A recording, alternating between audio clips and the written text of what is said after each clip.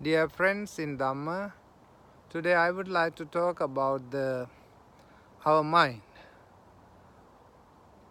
We as human beings, we very interested in our body. So we are doing a lot of things to satisfy our body, to make it clean, to make it nice, look nice, and also we are interested in buying things to make comfortable for our body. What really matters in our life?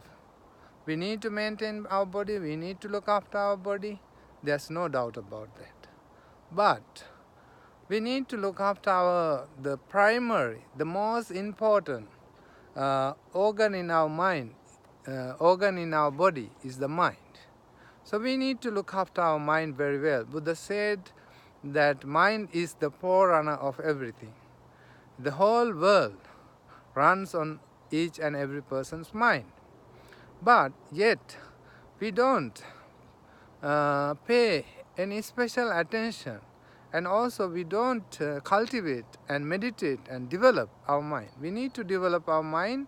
Mind is something we can improve, something we can develop, something we can make use of in a very deep way, in a very meaningful way, if we develop it in such a way.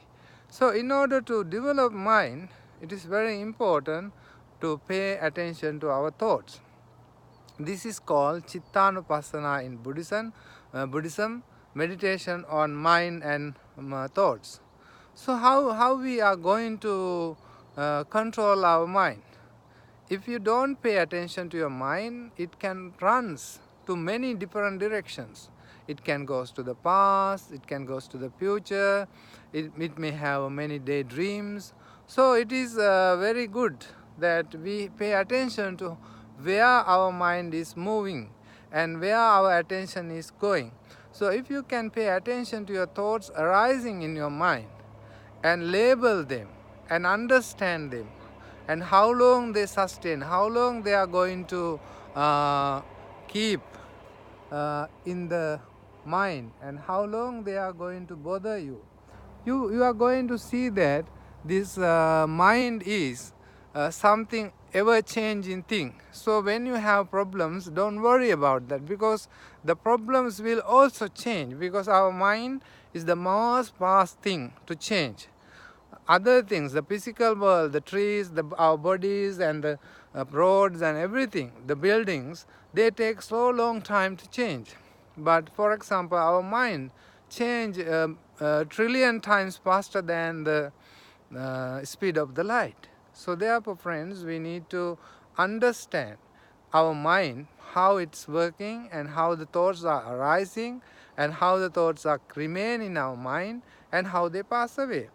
So if you pay attention to these things, you will gradually begin to understanding which is the more good for our improvements, because we always, all the organs in our body, example eyes, ears, nose, all of them are like tuned towards or focused towards outward. Our eyes are taking the outward things in the environment, and then based on the images we get through our eyes, we make stories and create thoughts in our mind.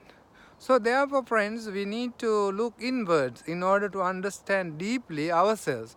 So what is more important is to understand ourselves deeply. When you understand yourselves, then the relation to you world is also easy to understand, because when you understand yourself deeply, it is because our everything in the universe is relative, as Buddha said. It is paticca samuppanna.